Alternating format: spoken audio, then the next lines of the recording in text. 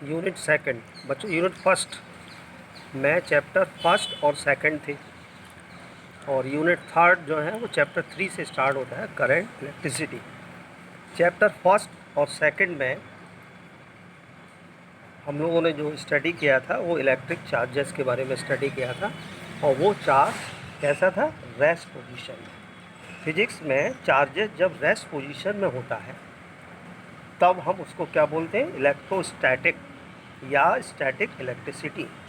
लेकिन यहाँ पर हम इस चैप्टर में हम जो पढ़ेंगे, वो जो स्टडी करेंगे चार्जेस के बारे में, वो चार्जेस कैसा होगा, मोशन में या डायनामिक।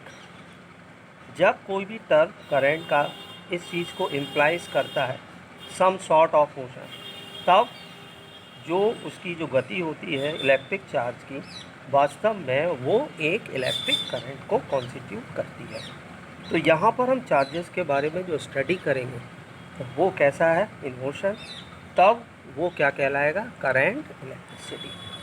तो करंट इलेक्ट्रिसिटी का क्या मतलब हुआ, जहाँ पर हम चार्जेस के बारे में स्टडी कर रहे हैं और वो चार्ज कैसा है, मोशन में है या डायनामिक। इसको हम डायनामिक भी बोल सकते हैं, हिंदी में बोलते हैं गति में।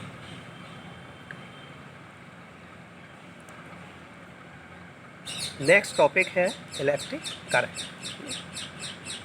इलेक्ट्रिक करंट का मतलब होता है the flow of electric charge through a conductor.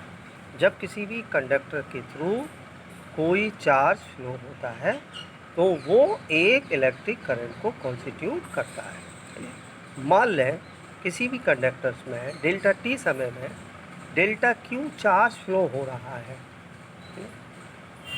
It means तो वो किसको कॉन्स्टिट्यूट करेगा, charge per unit time is called current को।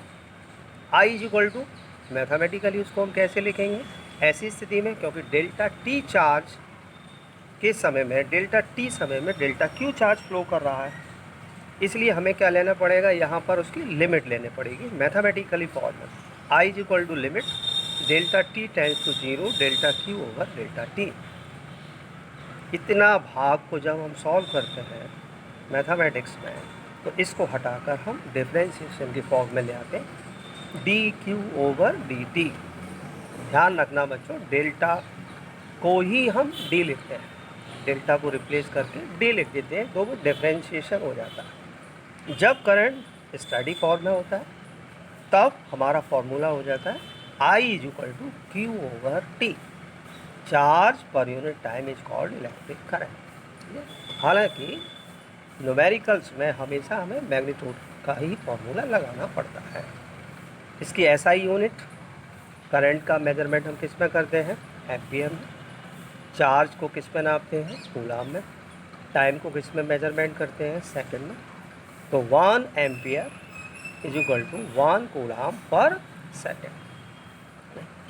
इलेक्ट्रिक करंट का क्या मतलब रहा कि जब किसी भी कंडक्टर के थ्रू कोई भी चार्ज फ्लो होता है तो वो एक इलेक्ट्रिक करंट को कॉन्स्टिट्यूट करती है। नेक्स्ट टॉपिक है कन्वेंशनल एंड इलेक्ट्रॉनिक करंट। यहाँ पर दो डायग्राम आप देख रहे हैं, एक में करंट की डायरेक्शन इधर है, इसमें भी करंट की डायरेक्शन इधर है। लेकिन ये जो डायग्राम किसको बता रहे हैं, किसी कंडक्टर के अंदर के भाग को, यानी कि एक माइक्रोस्कोप के थ्रू उसका भाग लिया गया है जिसमें ये बताया गया है कि इलेक्ट्रॉन्स जो है वो मूव कर रहे हैं इसमें इलेक्ट्रिक करंट की डायरेक्शन में, और इसमें जो मूव कर रहे हैं वो कैसे कर रहे हैं, अपोजिट डायरेक्शन। जब ये करंट की डायरेक्शन में ही मूव करेंगे तो ये प्लस लिखा हुआ है, इसका मतलब जो गति होगी चार्जेस की, पॉजिटिव चार्ज की वो वास्तव में किसको बताएगी, कन्वेंशनल करंट की दिशा को बताएगी, यानी कि उसकी डायरेक्शन को बताएगी। ठीक इसके विपरीत जब चार्ज, यानी कि जो करंट बह रहा है उसके ठीक अपोजिट है, तो ऐसी स्थिति में ये किसको बताएगी, इलेक्ट्रॉनिक करंट को बताएगी। यानी कि कन्वेंशनल करंट की दिशा करंट आई की डायरेक्शंस की तरफ होती है।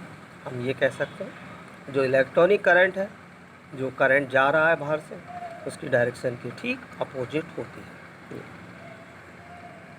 नेक्स्ट टॉपिक है इलेक्ट्रिक करंट। वास्तव में इलेक्ट्रिक करंट कैसी क्वांटिटी है?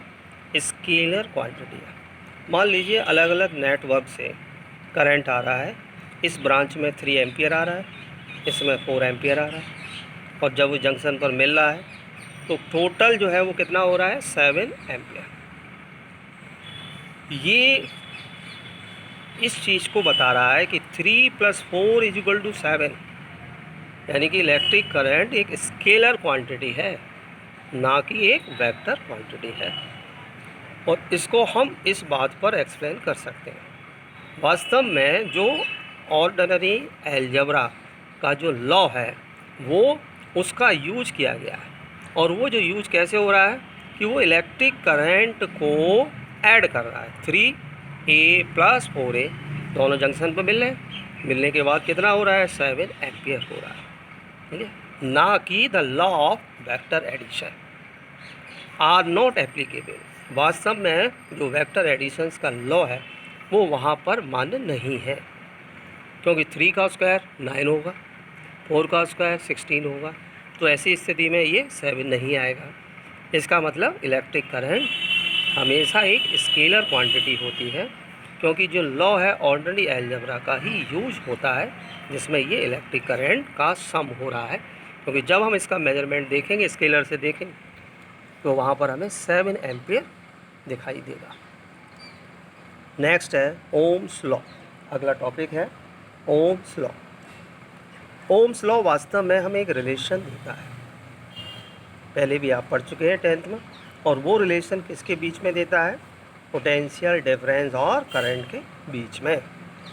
मान लीजिए किसी भी कंडक्टर्स में आई करंट फ्लो हो रहा है, और कंडक्टर के एंड पॉइंट पर पोटेंशियल डिफरेंस कितना है? V। तो उस फिजिकल कंडीशन में जब टेम्परेचर रिमेन कांस्टेंट रहता है, टेम्परेचर कैसा रहता है? कांस्टेंट रहता है, ठीक है। तब कंडक्टर्स के एंड पॉइंट पर पोटेंशियल कंडक्टर में फ्लो होने वाली करंट के डायरेक्टली प्रोपोर्शनल होती है। प्रोपोर्शनल को साइन हटाएंगे तो यहाँ पर मैथमेटिकली हम क्या ले लेते हैं? कोई कांस्टेंट की वैल्यू। तो यहाँ पर हमने क्या ले लिया है? R। R क्या है? उस कंडक्टर की रेजिस्टेंस। V = RI। चूँकि V और I एक दूसरे के प्रोपोर्शनल है जब टेम्परेचर रिमेन कांस्टेंट रहता है, इसलिए जब हम ग्राफ खींचते हैं तो V और I के बीच में जो ग्राफ है वो हमें कैसा प्राप्त होता है? एक स्ट्रेट लाइन में प्राप्त होता है। इसी का हम I नीचे ले जाएं तो V/I = R। तो ये किसको बताएगा? रेजिस्टेंस को। R = V/I। हम कह सकते हैं कि रेशियो ऑफ V और I, इन दोनों का रेशियो क्या कहलाता है? Resistance of the conductor. Now it's SI unit. इसकी SI यूनिट क्या होगी? रेजिस्टेंस को किस में नापते हैं? ओम में। पोटेंशियल डिफरेंस को किस में नापते हैं? वोल्ट में। करंट को किस में नापते हैं? एम्पियर में। जिसका मतलब 1 ओम = 1 वोल्ट पर एम्पियर।